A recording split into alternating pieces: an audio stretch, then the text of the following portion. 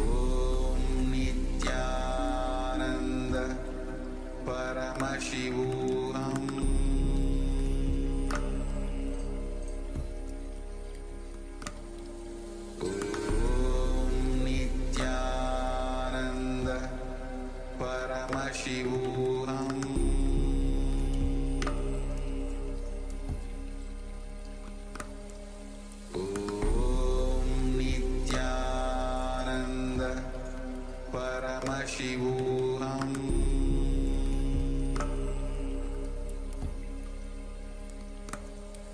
Om Nityananda Paramashivoham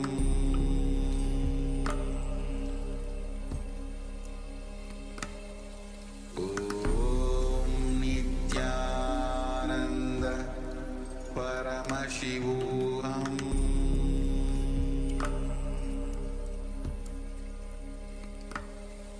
Om Nityananda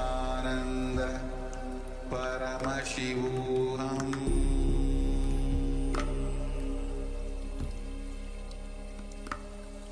Om Nityananda Paramashivoham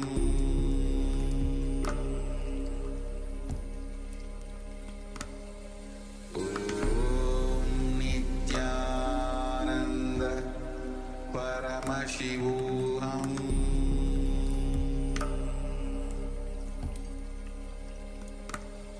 Om Nityananda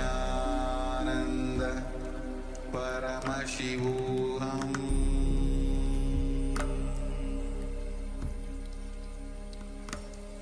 Om Nityananda Paramashivoham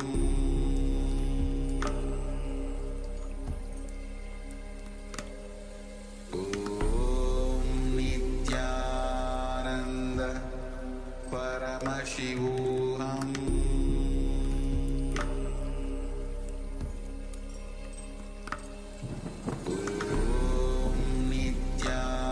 Nityananda Paramashivoham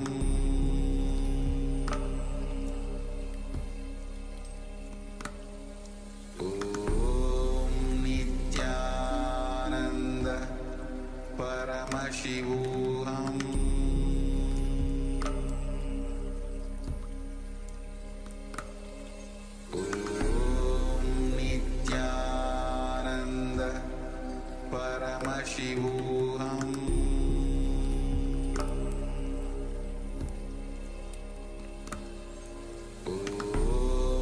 Nityananda Paramashivoham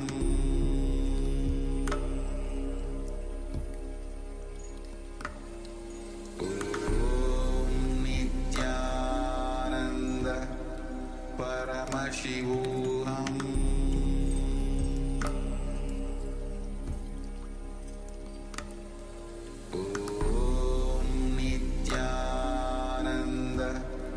Paramashivoham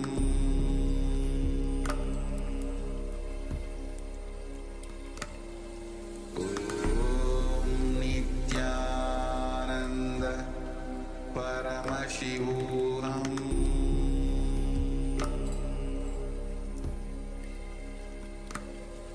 Om Nityananda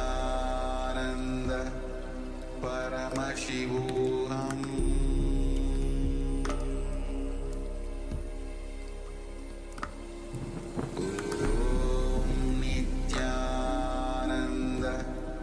Paramashivoham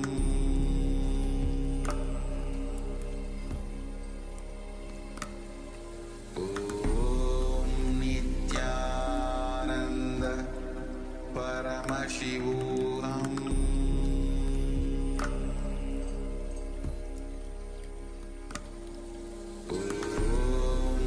Nityananda Paramashivoham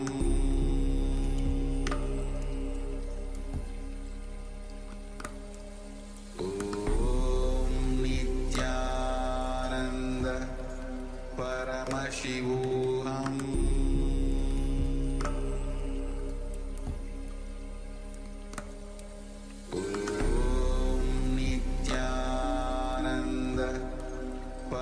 Paramashivoham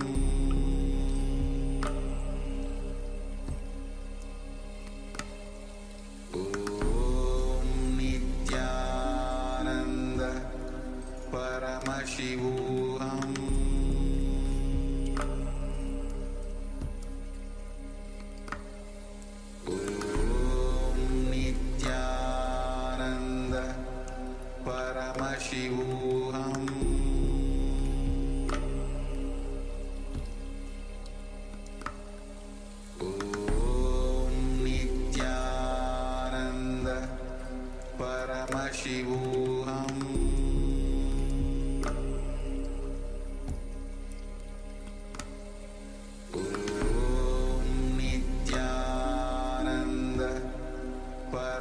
Paramashivoham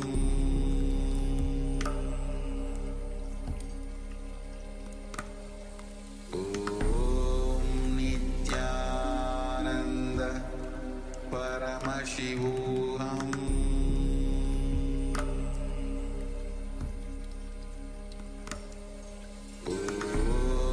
Nityananda Paramashivoham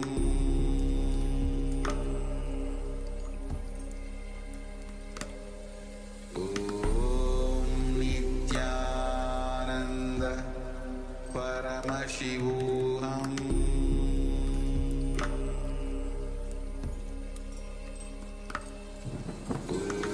Om Nityananda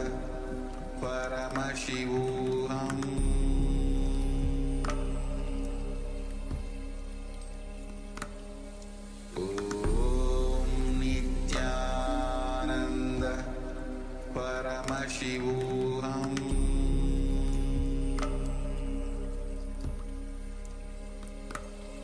Om Nityananda Paramashivoham Om Nityananda Paramashivoham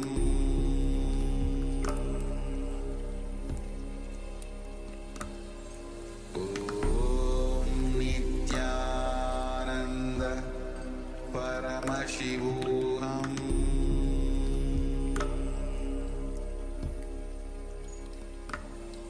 Om Nityananda Paramashivoham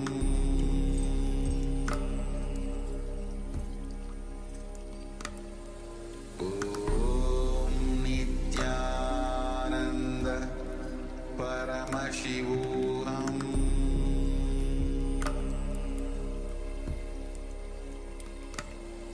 Om Nityananda Paramashivoham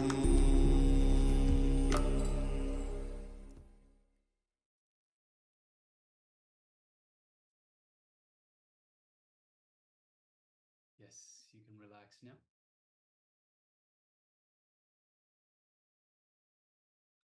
All right. So thank you for everyone for participating, and yes, you can keep going if you're almost ready, just about to roll the fruit out of your palm. Just waiting for a few more moments.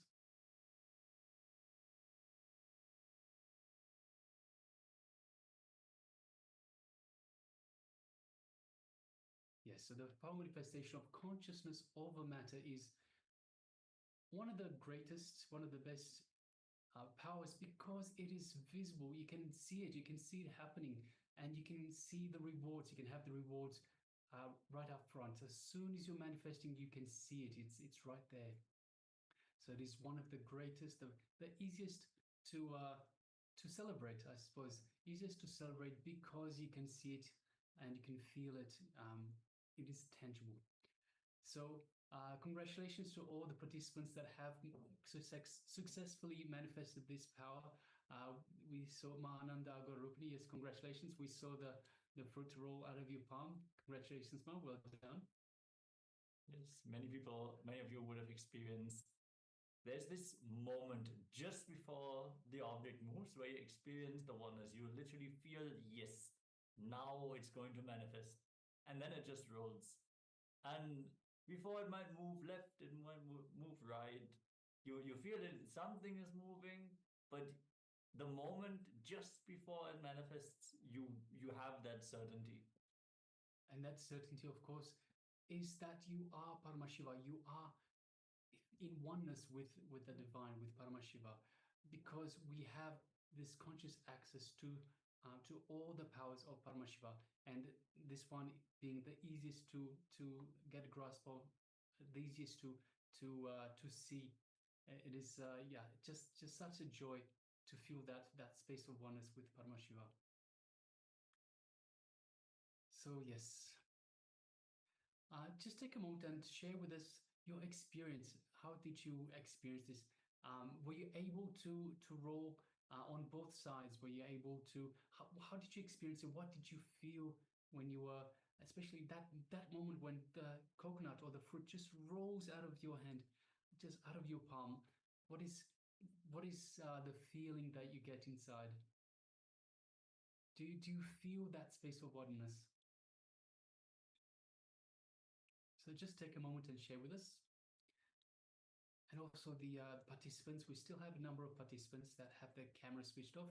I hope you're still there with us. So Ma Joy Zhang and Ma Nijaya Paramashiva Anandini. And of course, we still have the participant that is just has the label iPhone. Requesting if you could also please rename yourself to your real name, and let us know if you took part in this power manifestation.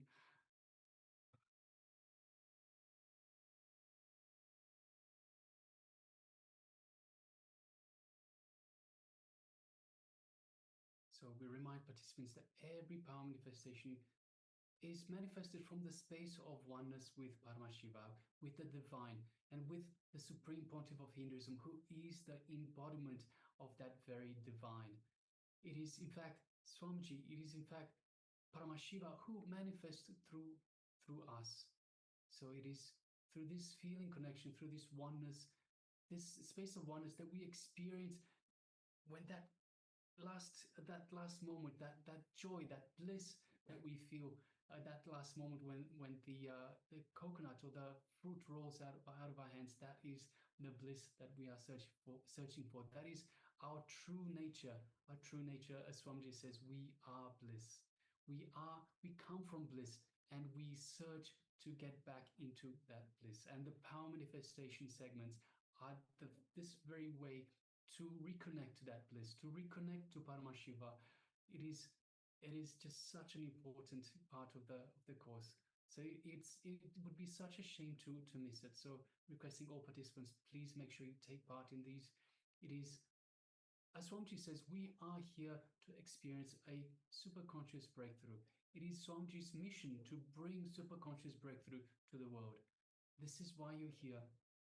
So this is the best way to take a quantum jump, a quantum leap for your superconsciousness, for your very own consciousness, for your realization of your true self, of your oneness with the cosmic superconsciousness, Paramashiva. All right. Yes. With this, we're now going to move on to the next chakra. We're going to move on to the next energy center and the correlating emotion. We're going to move to the Manipura chakra, the navel center, where a lot of energy is centered, directly related to our digestion and the energy conversion that is happening. As Swamiji always says, turning the bread to blood, all that happens in the stomach. And when we have worries, the navel center is blocked. And we would have experienced that when there's uneasiness, there's a worry that is bothering us, also our digestion will be impacted. And yes, with the completion, when we get into the completion space with our worries, we overcome the worries, the first thing that's going to happen is we're going to manifest a strong stomach, a strong gut, and it's also the source of energy that we have. So we will experience a wellspring of energy as well, surging from the navel center. So, and it's also important to understand, so this is all connected.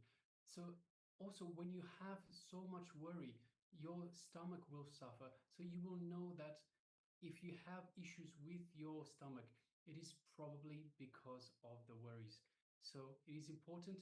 It is an important way to also analyze and understand yourself, understand your body and what is happening in your body by knowing this great truth. It is related to worries, and you can unblock the chakra. You can bring health to your gut, to your stomach, by simply dropping the worries. So now let us all get ready Sit comfortably with the head, neck, and spine in a straight line, and let us get ready to receive the Supreme Pontiff of Hinduism as he reveals everything about the Manipurika chakra. Let us begin.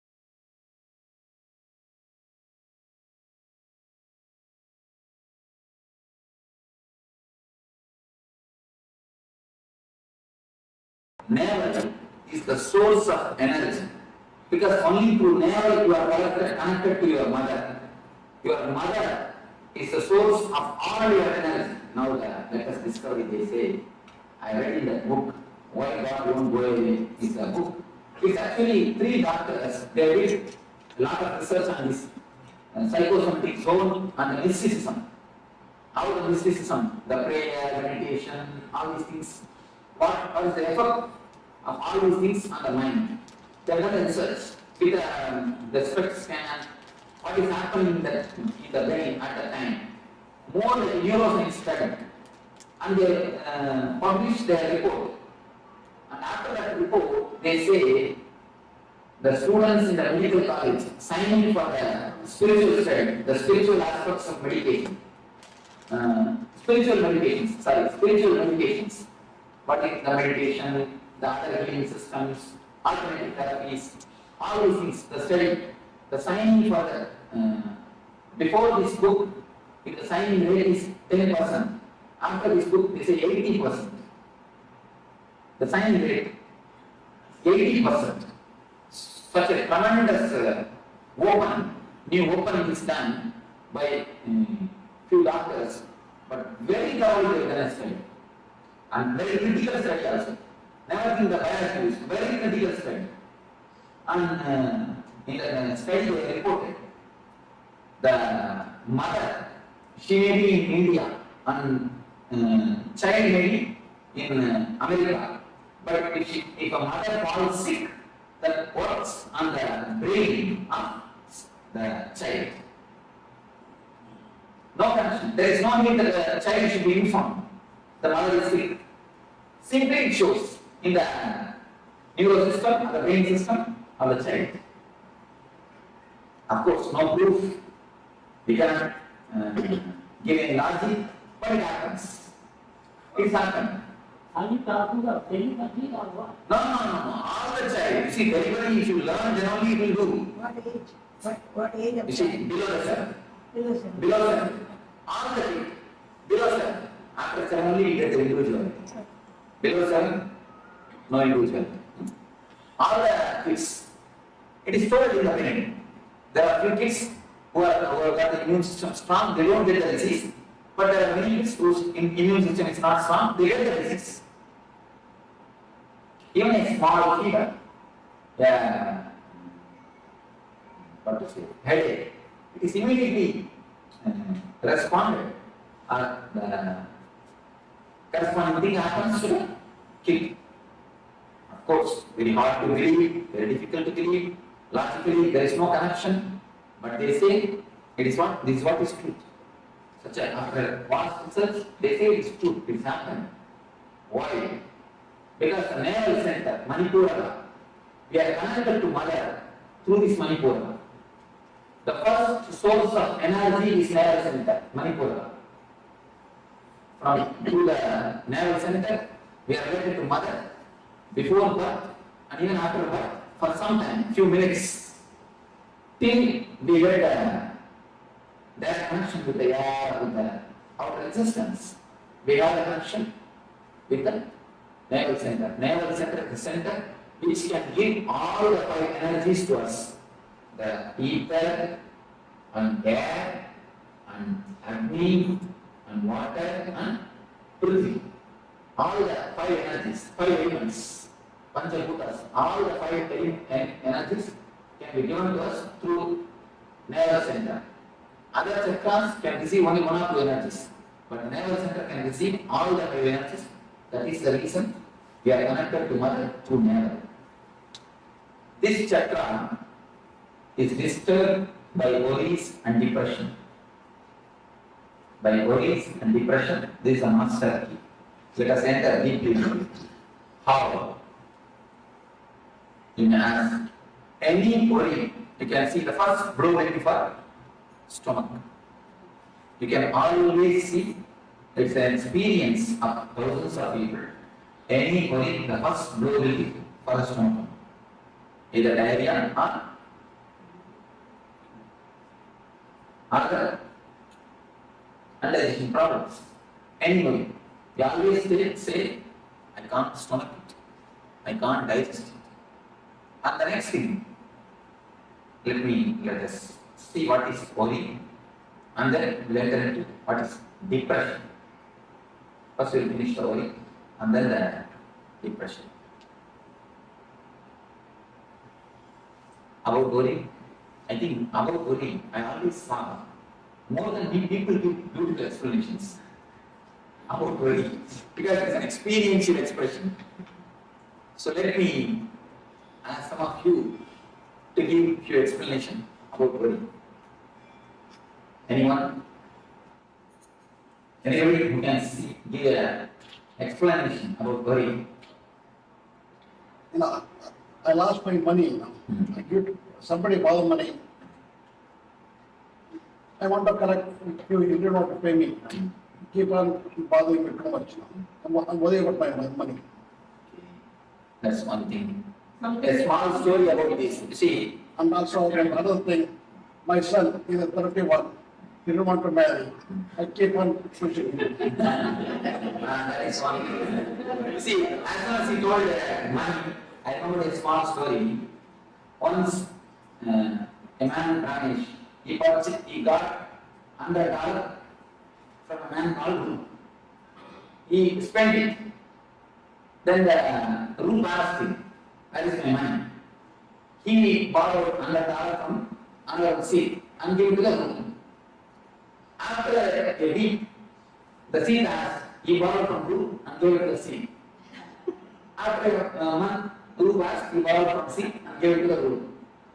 After repeating this for 10 times, he called Ru and Sikh together. Why don't you give the money after every month by yourself? Keep me out of the scene. So this is one reason. Something that you keep on thinking about. That's something. And then? But the things don't go where you expected. And then, anyone? Some more? Some more worries? Fear. Fear inside you, to fear about future. Insecurity. Worry about your patients again. Each one is telling about their worries. You see, whatever he said is only the reason for worries. Now, what he said is the reason for worry. What he said is the cause for worry. Only is the reason and causes. What is worry itself? Exactly give me the definition. Just give me a clear definition. Any philosopher? State of disturbed mind. Okay. Fear of the future which is not there. Okay. Or you process it differently what's happening outside. You are the philosopher. Processing in a different way what is happening outside. A nice thing, nice way of putting things. Then, because 99% of the worries never become true. Whatever 1% happens, true is always good. It's always good. So, The way how you react to things and the attitude that you have towards something that we can react. anxiety about something that happened. Married? Then you make no guilt. If you are not married, then difficult. Don't try. No, I am telling you, don't try to answer the worry. I am not telling you. Anyhow, any other philosophical explanation? Apprehension of unknown. Yes. So that's one question. Apprehension of unknown. And here is a good answer. The processing in a wrong way. What is happening outside? It's the disturbance of your mind, whether it is real or unreal. When thinking. Yes, but if you are trying, ma, don't worry, ma. If you don't try it, now she has tried something. You are going to give some answer. Now you are. She's not worried. She's not worried. So all the answers. Wasted thought energy towards something you have no control. You have faster mind. You see, in our system, our mind is simple mechanism. Be very clear. Our mind is simple mechanism. Never think mind has got its own intelligence. No. Mind is a simple mechanism. Intelligence is totally different. Mind as such is simple mechanism. If you are habituated to take a coffee, to have a cup of coffee in the early morning 7 o'clock, every day 7 o'clock, you don't have to look at the watch, you will have the feeling that you want coffee. When you have the feeling, then you can see it's 7 o'clock already. Just like that, the mind is habituated, just as the body is habituated for coffee or some routine. Mind gets habituated to have a low energy or to have a shrinking feeling in some times and some situations. Whenever the time comes again, whenever the situation comes again, the situation may not be as deep as it has happened in the first time. It may not be exactly the same as it has happened previously. It may be just reminder of the last situation, but we will see the same low energy, the same irritation will happen to you. To reduce the whole thing into more clear terms, you can say, if you take the mind as a computer, the few programs which have been affected by virus is for you. There are few portions of your mind which is affected. It is like have you seen a gramophone record?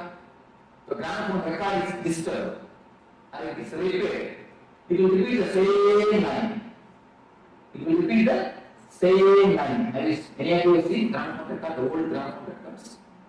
It will repeat the same line. It will never go next line. The same line. I went to his estate.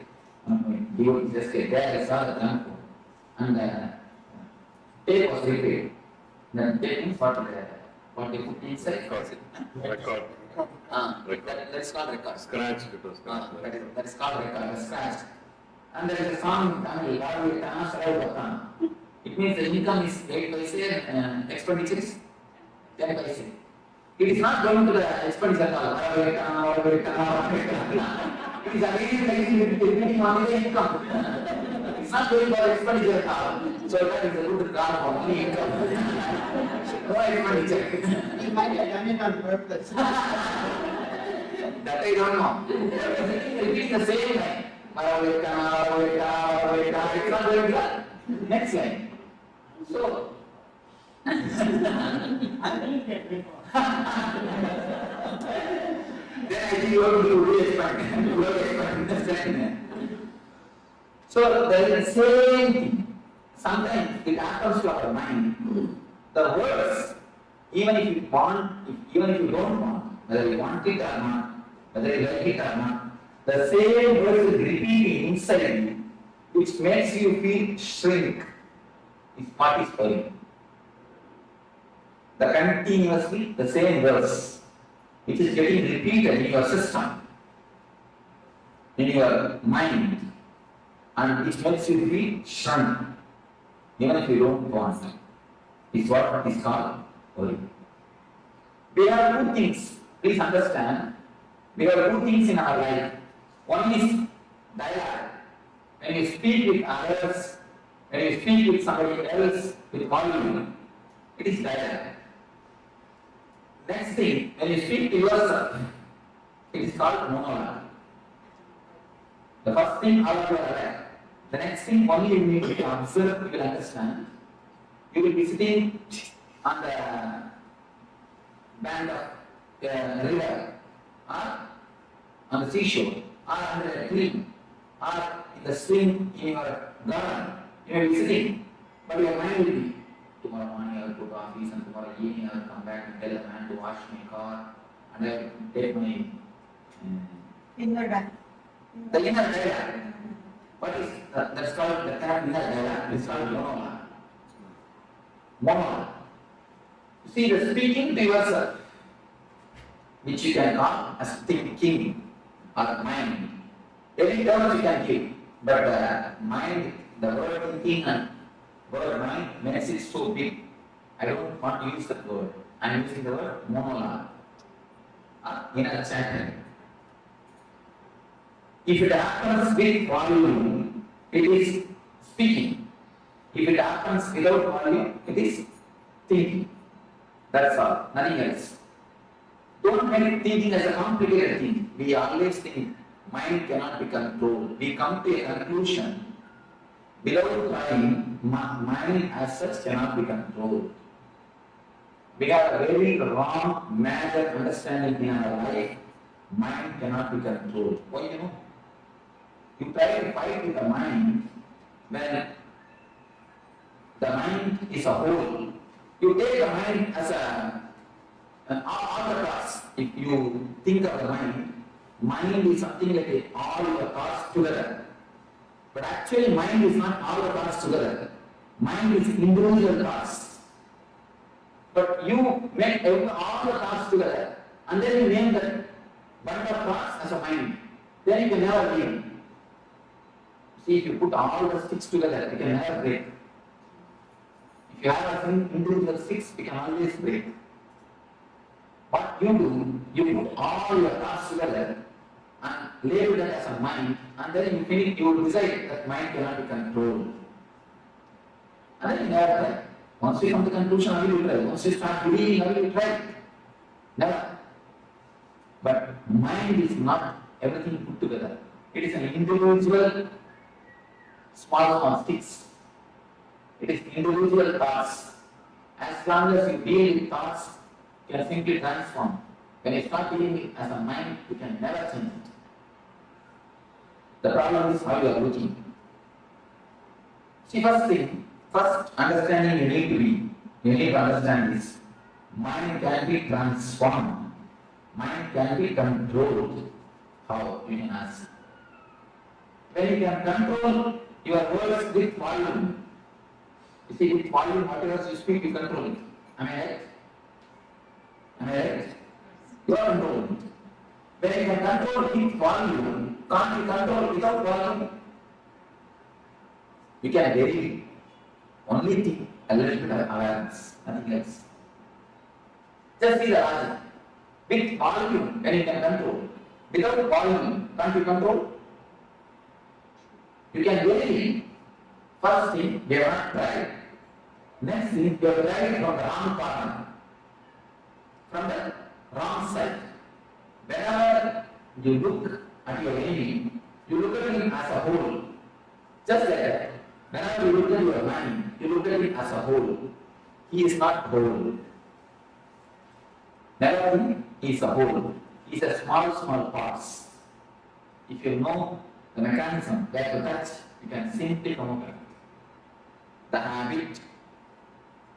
The worrying is a completely habit. It's like a model recorded program. You see, in the starting only, you need some reason to worry. In starting, some reason, something happens outside, you start worrying. After some time, you become such great masters of the art of worrying. You master the art of worrying. After some time, you don't need any reason, outer reason for worrying. You find some reason. Or even if you fail, if you can't find any reason, you see, I have seen some people, if they can't find any reason, they will come and tell me, Swamiji, today things are going so well, I think tomorrow something bad is going to happen.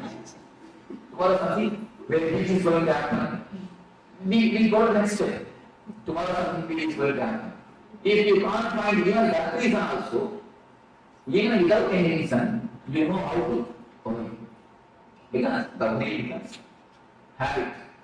Your system completely gets habituated to worrying. See, the word habit It's a beautiful word. You should understand that word. You should understand that word, worry, the habit. If you drop H, your bit will be there. If you drop A, bit will be there. If you drop B, it will be there. Only when you drop the I, it will die. The very word has got a beautiful meaning, habit. Drop H, your bit will be there. Drop A, bit will be there. Drop B, it will be there. Only when you drop I, it will die. The meaning can be understood by the word itself. A beautiful word. Worry becomes just an habit in your system. Worry has become part or a portion in your system. The feeling which makes you shrink and which gets continuously repeated by itself, whether you want it or not, whether you accept it or not, is what is called worry. Next, let us see what is depression. The circuit or the way how the depression is created. See, any, according to the people of the biology, the body of the animal and body of the man is one and the same, almost one and the same. Only mentally we are more, we are something higher than animals. And now they say that chimpanzees do 80% of all the activities what a man does.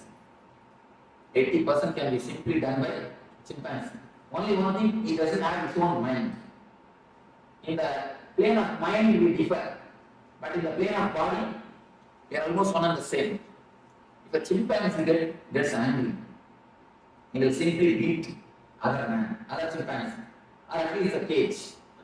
But if a man gets angry, he cannot beat somebody else. In the society, if you are angry against your boss, what can you do? You can give only a smile. Nothing else. If you are angry against your wife, what can you do? Nothing can be done. There you lose job, you lose food. Nothing can be done. See, anyway, you can express your anger whenever you want. You cannot completely express it.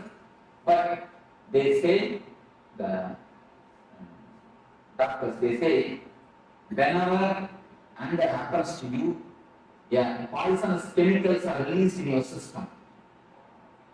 Poisonous chemicals which disturbs your immune system is released in your body, in your system.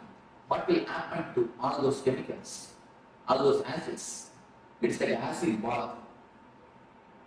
It's like a bathtub filled with acid. You are taking acid bath every day, every time, whenever you enter into anger, and you express it, at least you come out of it. The chemical is worked out. When it is not expressed, it is completely, totally suppressed, and just it gets deposited in Manipura Chakra. Manipura is the energy center in which all these negative emotions are deposited. Any suppression, sexual suppression, or the violent suppression of the violent emotions, or the anger, or the vengeance, anything, if it is suppressed, it directly comes to the energy center of Manipura. Manipura is the center where all the suppression happens, all the suppressions are stored. If you suppress, what will happen? The suppressed acid only creates acidity. Nothing else. That is what directly happens. That is the reason the Manipura gets disturbed.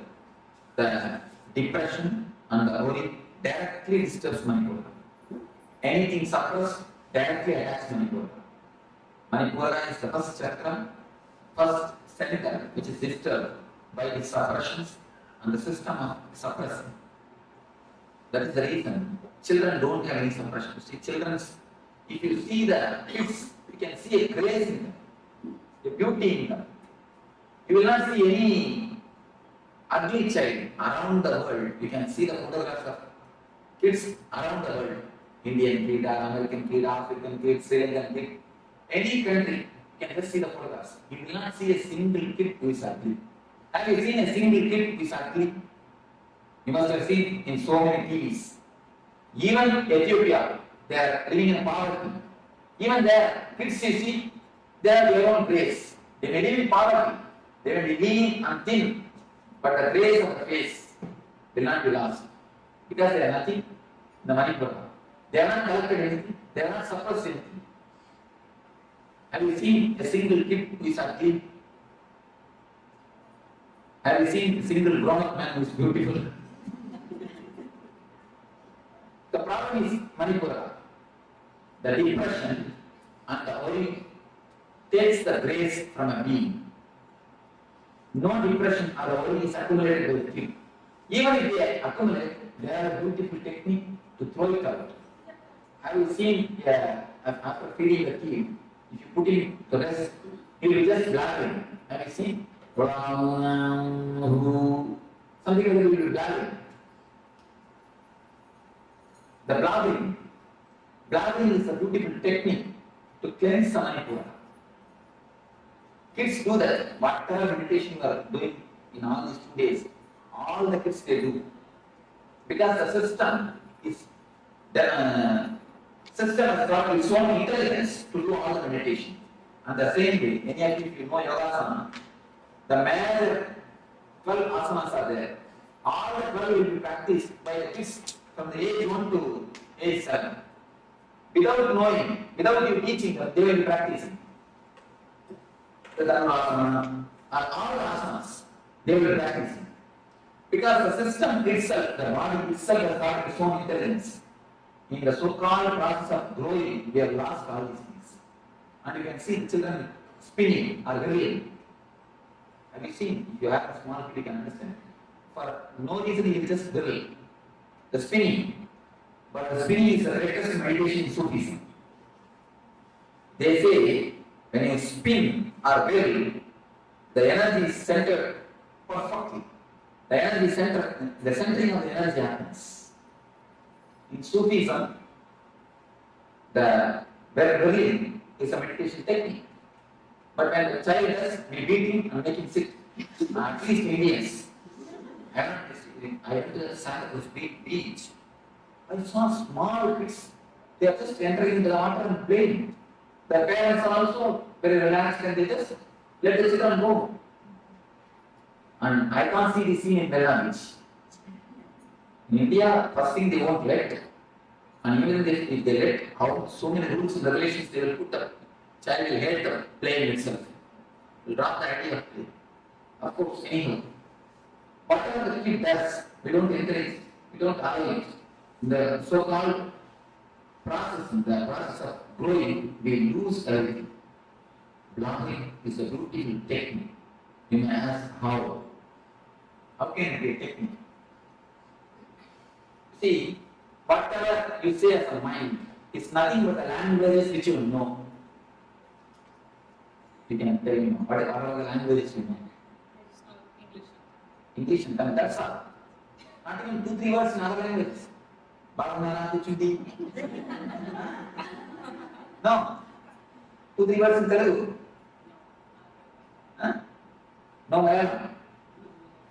Can I understand? Huh? I can understand. I see, if you know even a few words, add in the list. Okay.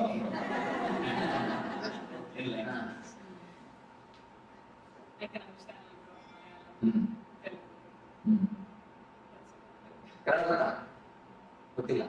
I can do it. And then Hindi. Thoda. And then Hindi. Any other language? That's all. You see, if suddenly something happens and you forget all these 5 languages, can you say you have something else called mind? No. Even acting out happens only with the seed of language. The verbalization may not be by language. You see the man who doesn't know any language and he acts out. You can see he has got his own language. But as far as you concern, only these 4 languages. You are not developed your own language. Only if a man is born from birth, if he doesn't know any language, then only then he develops his own language. For you, I am telling you for you. If you forget these 5 languages, can you say your mind exists? No. Alright, tell me what way you can exist. I can just tell it to myself. I cannot have a dialogue with someone. That is what. Then again you are using the same language, 5 languages. I am telling you, if you forget 5 languages completely, there is no other thing in our mind except this language. Our mind has nothing else, at least the active portion of the mind. Whatever is active in your system has nothing else except this 5 language. Except this language, not for you 5, for others their own languages. You cannot think anything except these few languages. Without that language, it is like a big lake covered by snow. The lake is the energy, the Atman. Snow is the thought process, the chattering. If you can break the chattering, if you can break the thought process, and the water which is inside, or the pure water which is inside, can gush out and energize your field. You are this side, and the energy is that side. In between, the ice layer is there, snow layer. The ice layer stops the energy reaching you. The ice layer is what is the mind or the thought process. If you can break the thought process, if you can break the mind process, you can see the energy gushing towards you. The Manipura also, Manipura is the energy. The suppressions or the depressions, the suppressed emotions form a layer in your system, in the Manipura Chakra. By some process, if you can break the thinking system, if you can break the thought process, the energy just gushes out and washes away all the depressions and suppressions from your system. If you feel that anything else can exist without words, you can tell me. Anybody else? Do you understand what I mean? Difficult, little difficult, because the whole mind is reduced to just languages. It's something new. Because it's new, we are, almost base is lost. Because mind means we are thinking as a big thing. Mind is something very big thing for us. But simply the base is removed. Now I will say mind is nothing but a few languages which you know. So we are really at the loss. The big property is taken from us. But logically, I tell you. What about people who think before they had any language? You see, that we cannot imagine. Now, if you imagine, again you are using only the language.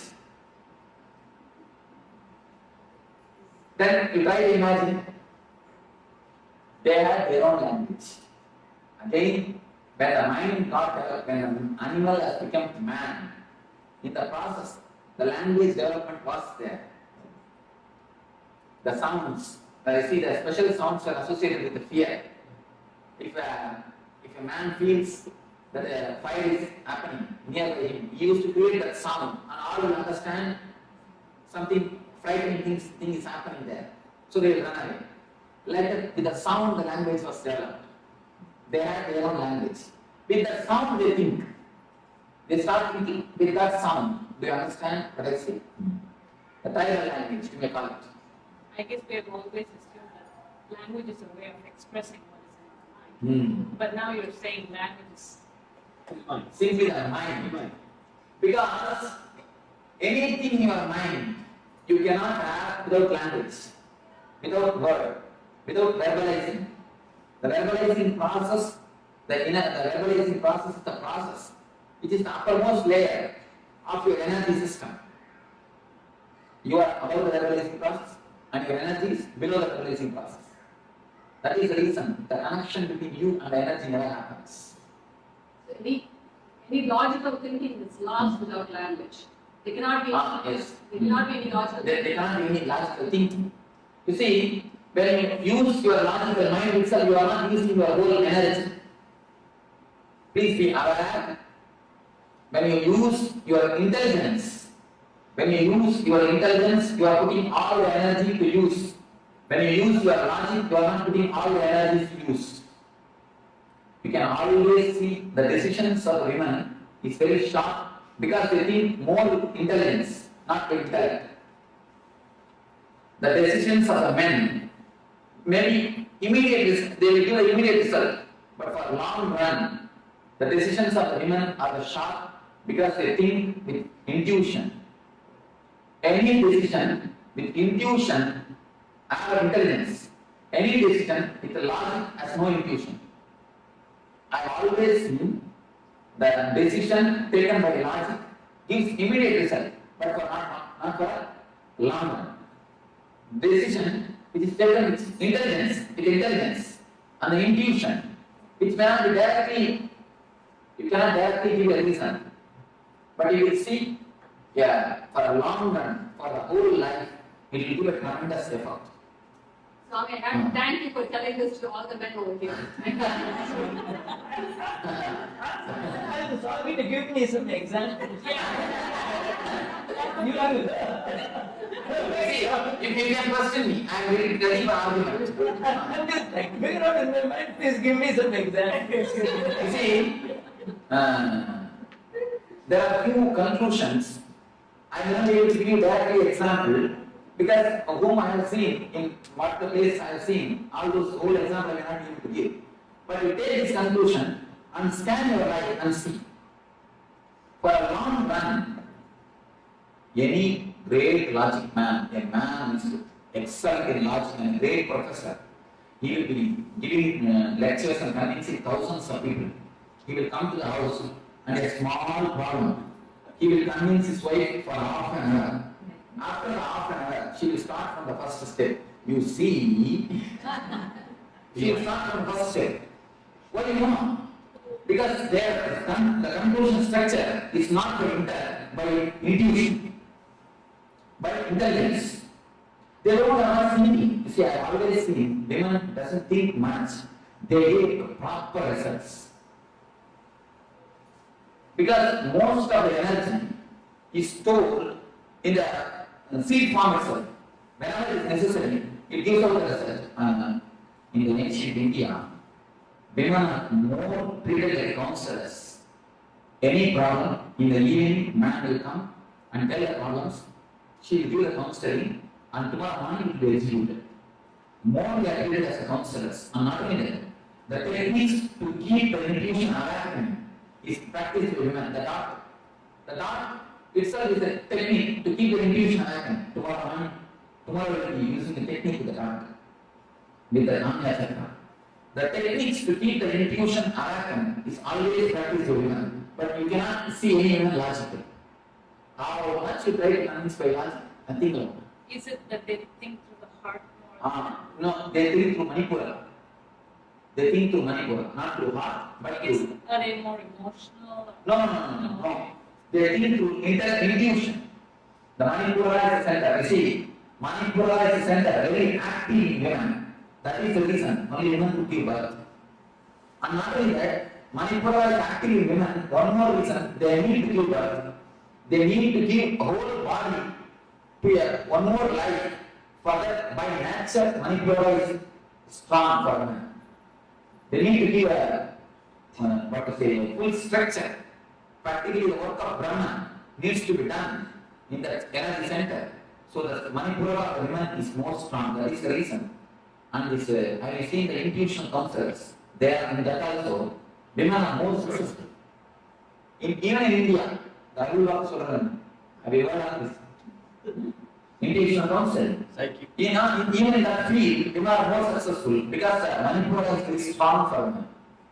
The intuition or the conclusions will be more strong because the layer will be very thick. The thinking layer is not deep in women. Only the conclusion layer, the energy layer, is high and strong for the women. Just the proportion between men and women here says we are smarter. That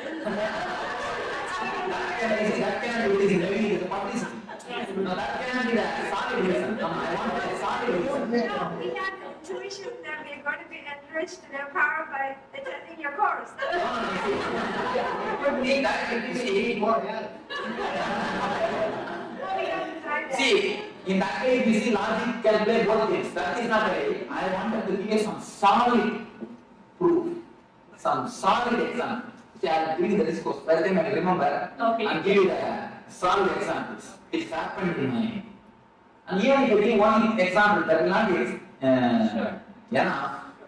This is the concept. If you scan your life, you will understand. This is the idea. If you just go through your thing, you will understand. Whenever a woman decides it's for long run, it's always good for a long run. Because she doesn't have much of energy wasted in aggressive immediate. No, not only that. The aggressive joys. You see, any joy which comes to you by aggressiveness, but outgoing things. She doesn't have our system itself, the joy of passiveness. The very system is more passive. Energy is wasted only in aggressiveness. Okay. The very system is a passive. Women being nurturing, because they nurture, they have to use a lot more common sense and intuition rather than logic. That's one thing. Why it happens, how it happens, they ask. Oh, I see. I'm trying to give them some visible examples. Still now I'm giving only the reasons. Reasons from all the energy sources or the books. Only I'm giving the reasons. I'll give you an example and I remember. Manipura, you see this basic understanding. The Manipura is the master of intuition, the master of the energy, master of the energy source. This chakra has to be powerful for you because you need to give birth. You need to supply tremendous energy to the other life. That is the basic logic. Why the Manipura of the women is more strong.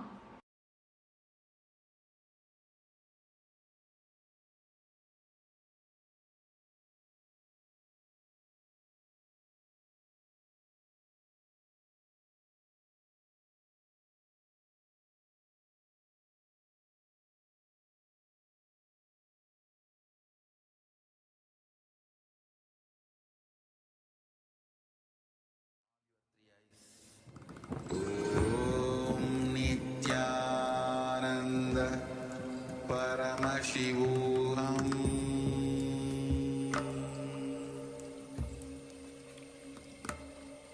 Om Nityananda Paramashivoham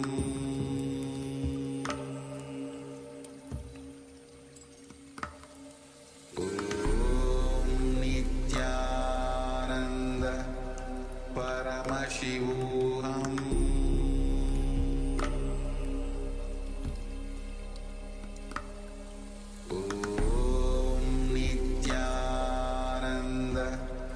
Paramashivoham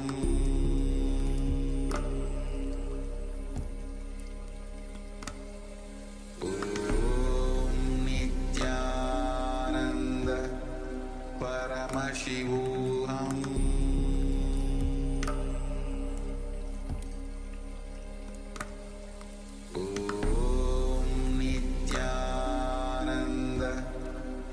Paramashivoham Om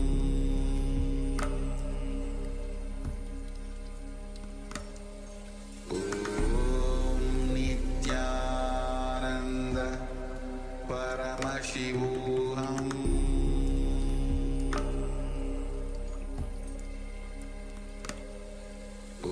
Om Nityananda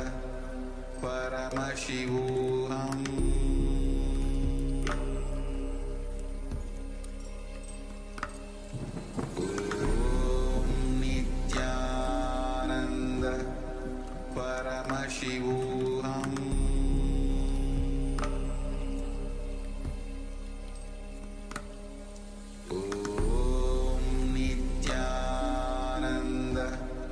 Paramashivoham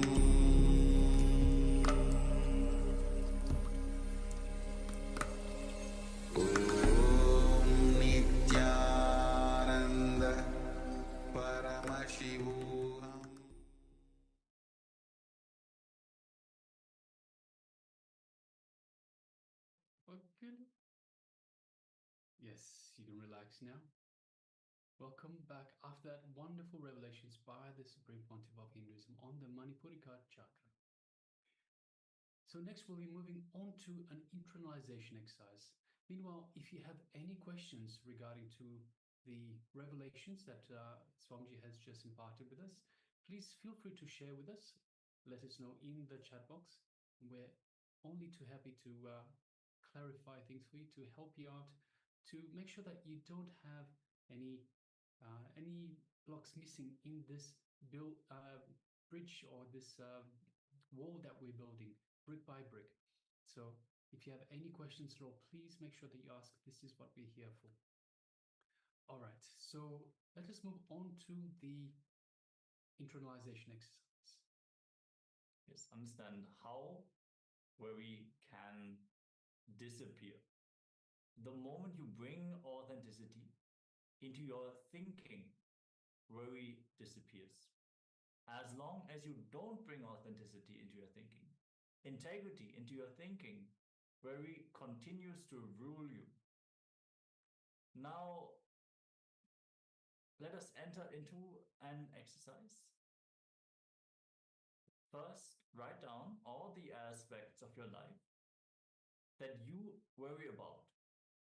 For each of these worrying aspects of your life, write down the thoughts you have, the words you utter, and the actions you take.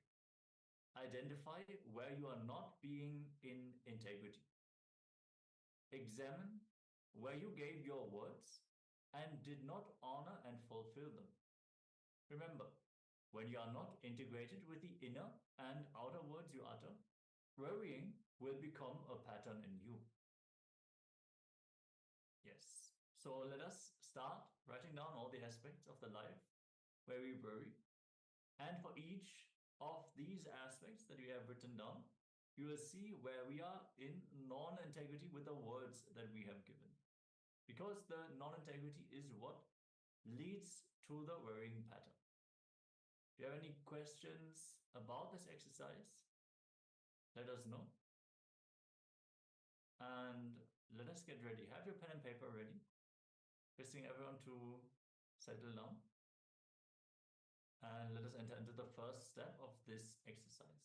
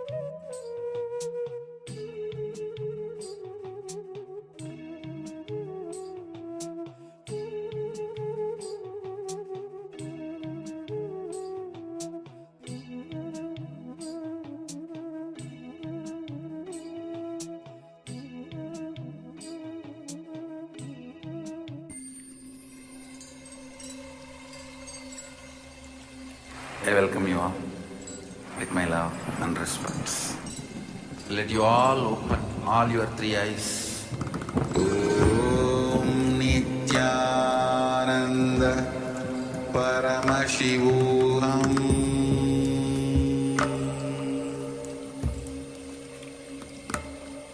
Om Nityananda Paramashivoham.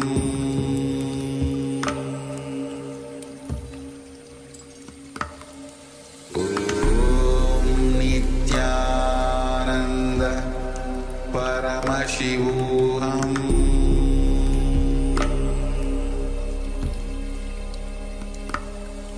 Om Nityananda Paramashivoham.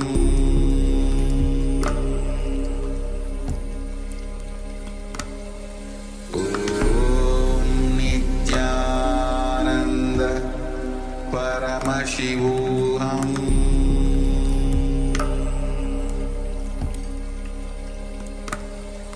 Om Nityananda Paramashivoham.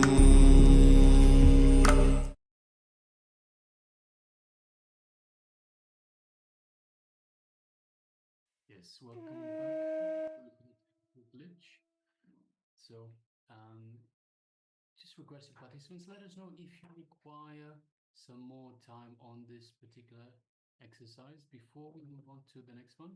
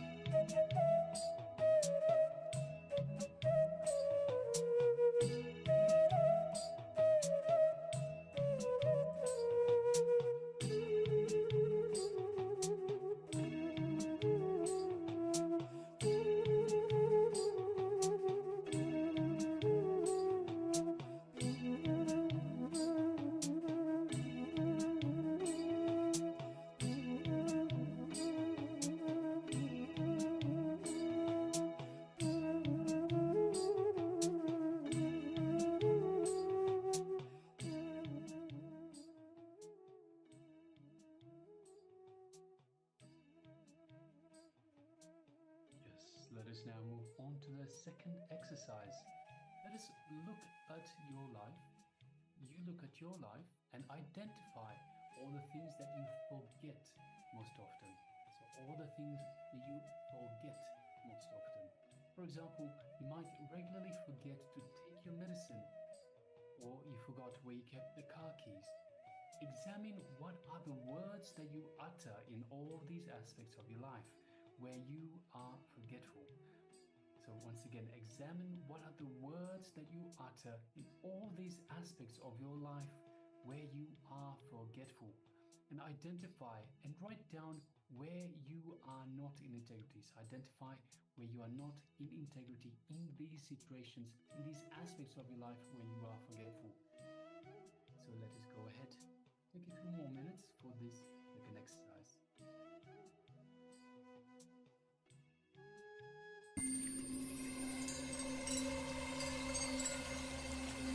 I welcome you all with my love and respect. Let you all open all your three eyes. Om Nityananda.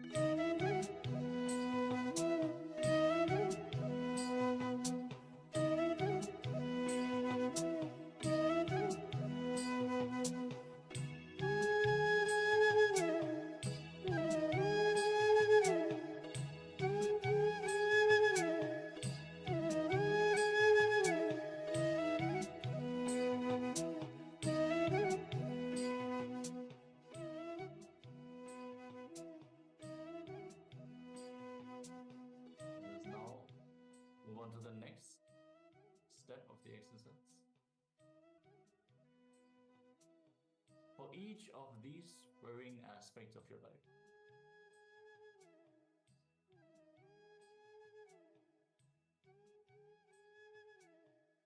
look at the solutions you discover in your life, which you forget again and again, and you end up wasting your time and energy in rediscovering the same solutions again and again.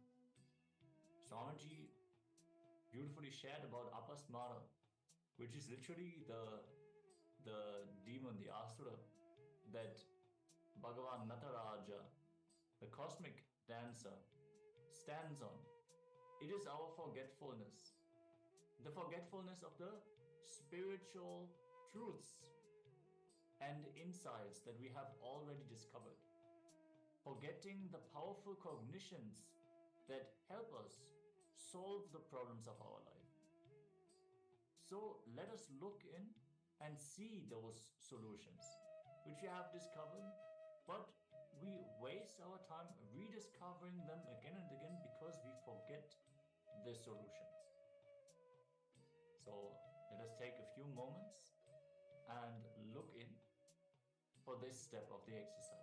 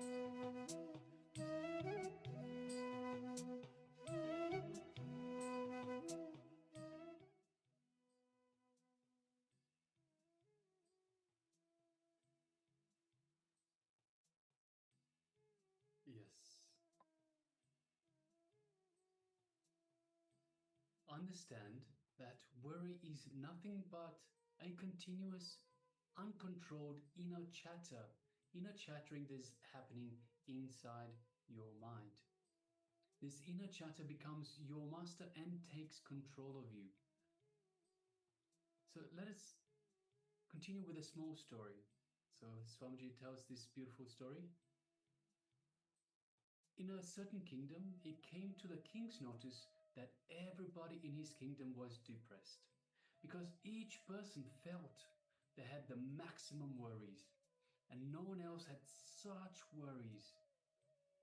So the king announced a worry exchange offer where people could bring in their big worries and exchange them for someone else's worries. A big space was made ready, and in the center of it was a huge worry pot. Huge worry pot was placed. And anybody who wanted could come and dump his own worries inside that huge pot. And they could pick up any worries they wanted. The only thing was, of course, they had to pick up some worries. So the whole kingdom gathered for the event. The people moved around and met each other and started talking to each other about their worries, as people generally do. After a long time, the event was declared open for the worry exchange. A lot of time passed, and not a single person came forward to drop their worries in the pot. So the king started getting worried. He started asking his ministers, what is happening? And the ministers replied, Your Majesty, after all that interaction, everyone thinks that their own familiar worries are much better than everyone else's worries. So it's important to understand that everyone has worries. Everyone thinks that they have the biggest worries, but the fact is, everyone has worries, and it's mostly the same kind of worries. And it's much better to have our own worries that we are familiar with. We are much more comfortable with our own worries than new worries.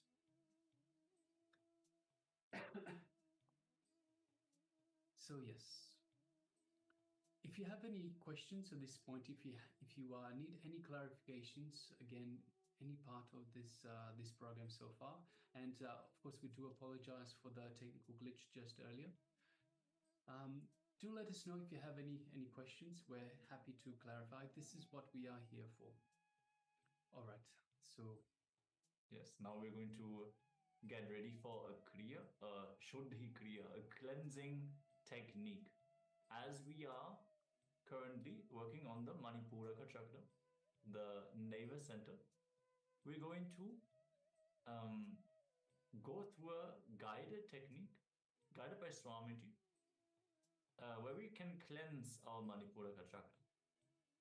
So let us all get ready and follow along as Swamiji is guiding us through this kriya.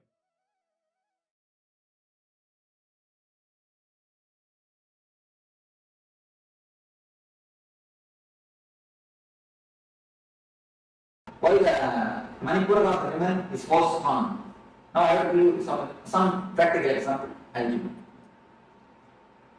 So whenever you suppress or you put the desires into the system, that goes and gets settled in Manipuraka like a layer, like one ice layer. Here is a small meditation, as I told you. Mind or the layer is nothing but a language. If you can break the language, you can break the layer. The whole layer is nothing but a language. If you can break the layer, you can break the ice layer. You can allow the energy or the water to come up or to gush to the higher zones, to your being. The breaking of the ice layer, the technique to break the ice layer is what is called bladder. This is a very powerful technique to cleanse the Manipuraka, to break the inner chattering, to break the thickest layer of depression. Now, let me explain the technique to you. First, you will concentrate on Manipuraka. Concentrating means you will just relax and sit feeling this place. See, as soon as you feel Manipura, you will see your worries and your depression start coming out. Because they are already there. Only we are putting a big, thick asana or a chair on it and we are sitting on it. They are all just there, bubbling out like a welcome. But we have big seat cushion on that, and above that we sit, and we feel we are comfortable. We are comfortable. As soon as you start thinking, you will see that depressions or the worries coming up. So just throw them out by any sound, that's all, nothing else. Make any sound, you will feel, or make any sound, just feel that you are throwing them out. That's not, you understand? Just make any sound. It should not be a word, kind word. You see the kids, they make sound, just like that. Any sound. At first 2-3 minutes you will feel Swami is making us mad. He is going to get, I am not making you mad. I am just, see, I am not making you insane. I am bringing out the insanity from your inside. I am bringing out the insanity which is inside you. You understand? Something you commented. Can I hear it? We are going to be happy of hearing this. That is nice. See, when you create sounds which has no words or which has no meaning, the mind breaks. Only one thing, don't allow any thoughts to, any words flow, or verbal chatting. Any thought comes, just create a sound and throw them out. Just continuously create sound. Only one condition, for this 20 minutes, you should not stop. No gap. You see, if you do gap, the mind will start activating. Mind will start speaking. So, don't allow any thought to come. Create continuously some sound. Can you repeat the same sound? That is not a problem. That is not a problem. See, if you don't get any sound, one thing, you should not allow your mind to think. Then only the system will break. You see, 21 minutes is one energy circle. The 21 minutes, don't allow any thought. Try your best and create only sounds. And within 2-3 minutes, you will see automatically you will remember the man who cheated you. Who is your enemy? The intimate enemy. The intimate enemies and enemies, all these things you will remember it yourself. And all those tears will come up, all these things will happen. You see, tears will come, or the depressed feelings will come, anger will come. Allow everything by words, by some sounds, not by words, some sounds. Then how does the worry come? Automatically it will come up, you will see. It will come like a figure, a small words, a broken way. Automatically it will come and just throw them out by a word, by a sound, not by a word, by a sound. You will see automatically it is coming up.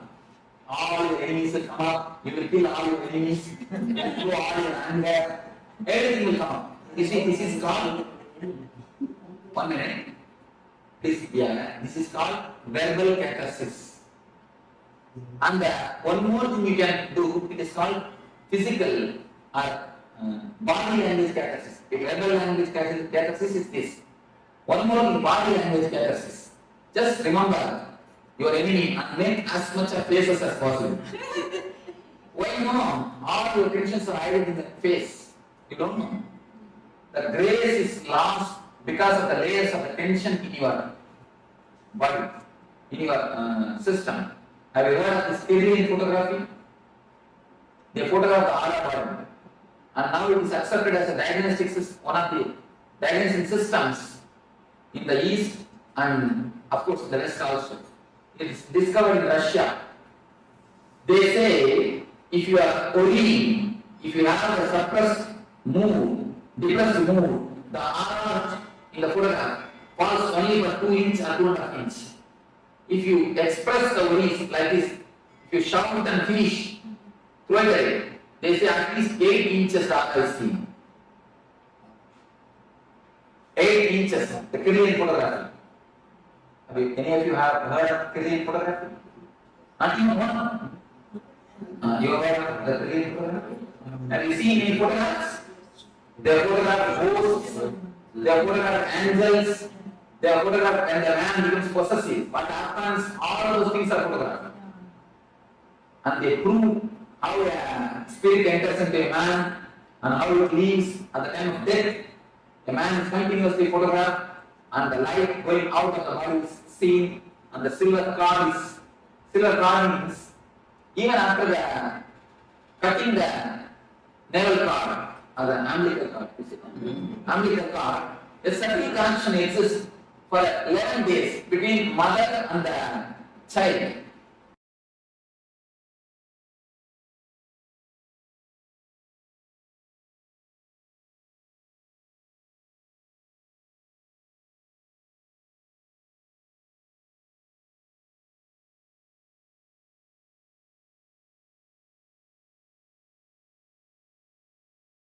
Yes, so now let us enter into this process which can cleanse the Manipuraka chakra. It can remove the deep engrams of worry. So for this Kriya, what we're going to have to do is create chaotic sounds. So no words should be verbalized, just continuous sounds, blabbering, like Swamiji said. Just make all the wild sounds and express. Keep expressing yourself continuously. It is the verbalization that we carry and store in our navel region, which expresses as worry. So all the unspoken, all the unfulfilled words that we carry in our navel, when we bring the wild verbalization, the chaotic verbalization, without any meaning behind it, that is when the navel will become soft. It will flow, and we will not have that stiffness and hardness in the navel region.